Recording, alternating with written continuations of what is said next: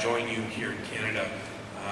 But that's being cut, and it's being cut under a Conservative government. I'm sure you'll hear the other candidates mention this several times, but I really wish that, in my case, Mr. Woodworth was here tonight so that I could ask him directly why it is that the Conservative government has chosen to cut those, those families that are seeking to bring over, close relatives. The NDP in particular would look to restore those numbers back to what they have been, to continue on with that, but also to implement a bill. Olivia Chow had started to bring it forward in the last session, called a once-in-a-lifetime bill. And that bill in particular would allow for someone outside of the family class. So family class typically means immediate family, but it would allow for a cousin or something like that. You basically get one chance to sponsor one person to come to Canada to be able to start a better life here in Canada. So that's kind of one particular way that the NDP would improve and would work to fix this. And I'll let Bill handle the rest. Thank you. Karen Redmond with the Liberal Party for Kitchener Centre.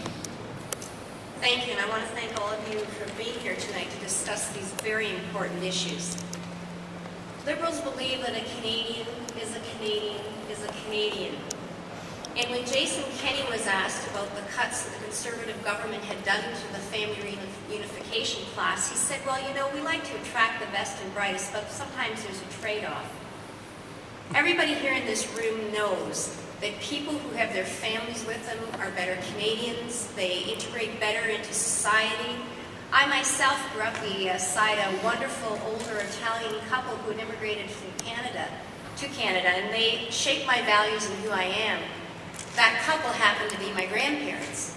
So I understand that for many cultures, the family unit spreads to cousins, to grandmas and grandpas, and that is what makes Canadians integrate better into society, and that's why a Liberal government would restore the funding for the family class visa quota so that they're comparable to the overall immigration levels.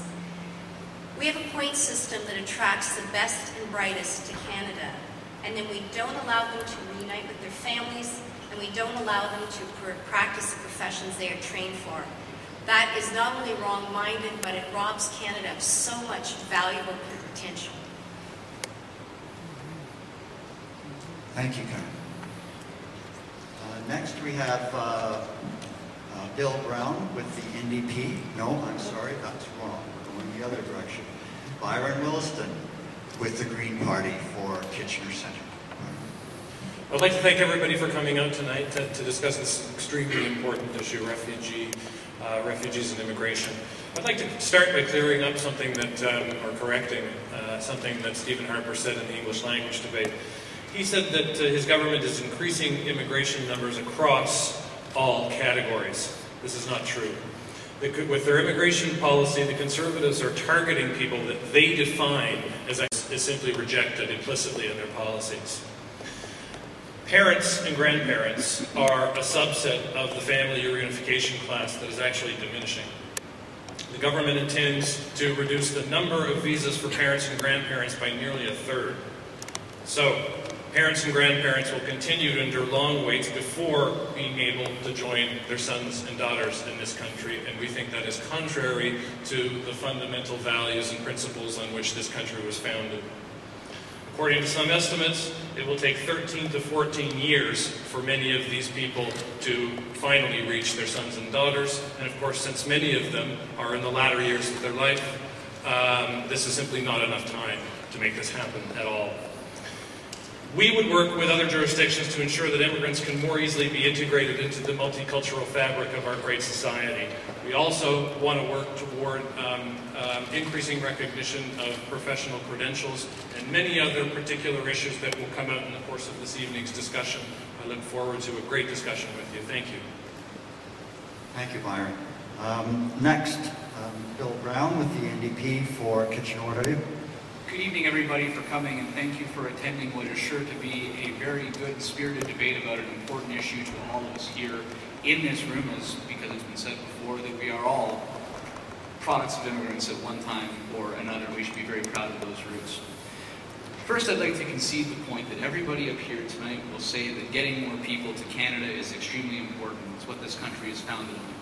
But I believe that the key difference, which is where the NDP platform will really come through this evening, is how it is that we are integrating people into the society, and I'd like to make that difference known right now.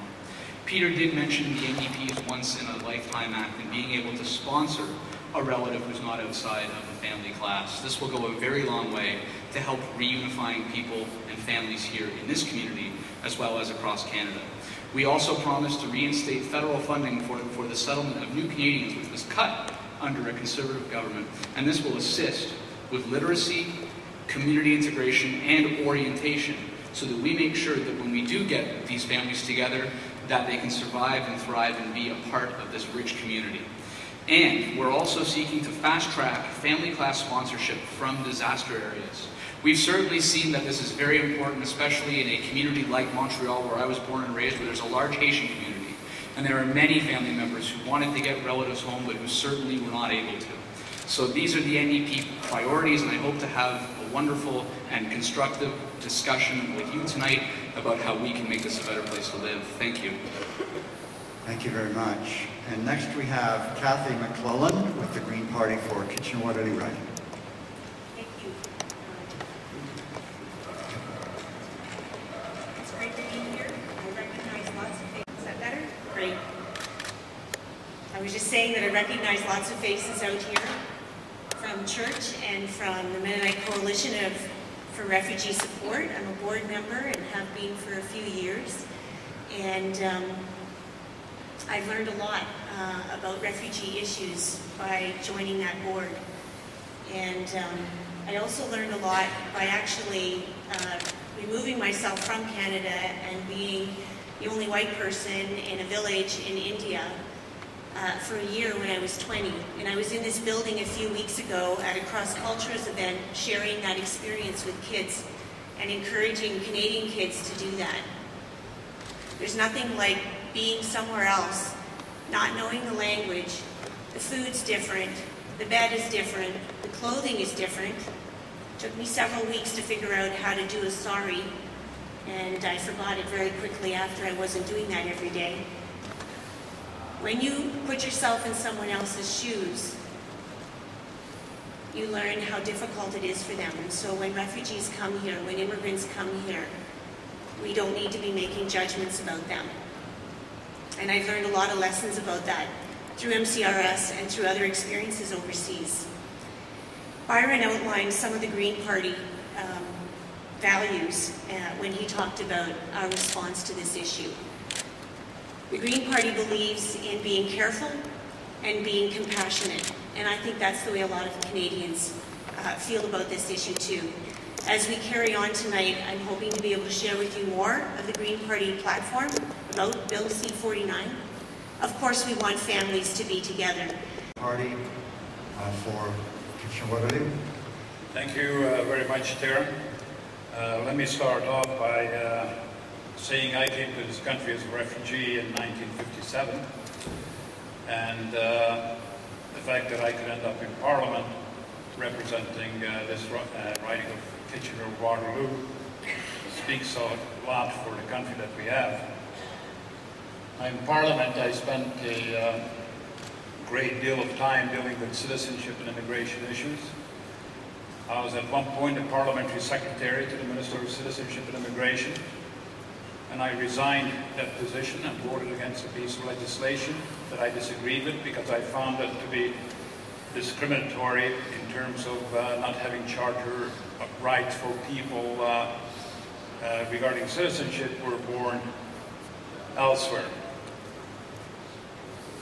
After that, I ended up sitting on the committee. I was elected chair of the committee, and I served as vice chair of the committee.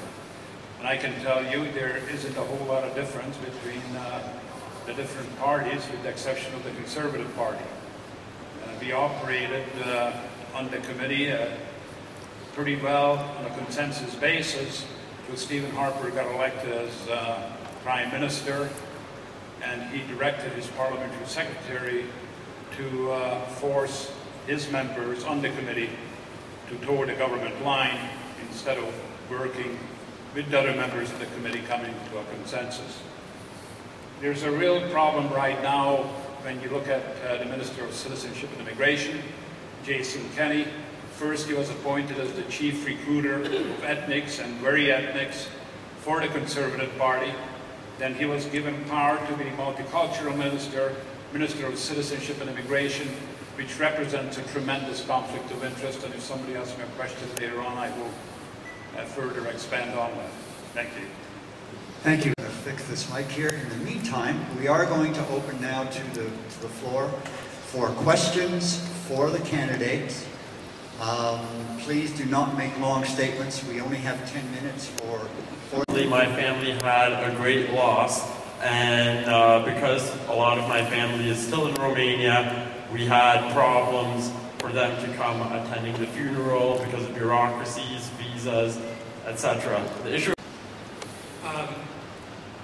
Look, the idea of multiple entry visa sounds good to me, and I see no reason in principle to place any constraints or restrictions on the amount of time that people should be able to go back and forth for important family occasions or events or emergencies and so on. I think that to do so would in a sense contradict the fundamental premise of the idea of reunification in the first place, right? Reunification means that one ought to be in a position to gain the succor, emotional and otherwise, of one's family whenever it's required. Thank you very much. For the NDP? Thank you for your question, Julian, and I also agree with the two other answers before me that multiple entry visas are probably the way to go, but I think that the difference really in this and all of these agreements is that I think we really need to take a look at how this government, whoever is elected, is going to treat these people once they're here and maybe want to go through the citizenship process. And I think that that's where you're going to get varying opinions, and I think that's the most important part, is really how are we going to treat people once they're in this country and how it is that they're coming to this country. Thank you very much. Are there other questions? This is Karen Redden. Why is Canada Border Services tracking all immigrants and Canadian citizens the time they leave the country and they re-enter the country, giving that information to another agency within the government who is not a law enforcement agency, since there is only a memorandum between those Canada Border Services and this agency? It is against the law for them to do that. Why is that happening? Thank you. Karen, that's directed. I think there's a great lack of transparency as to how we are sharing information with the United States, and I'm assuming that that's what you're referring to. Not the United States? Sorry, thank you.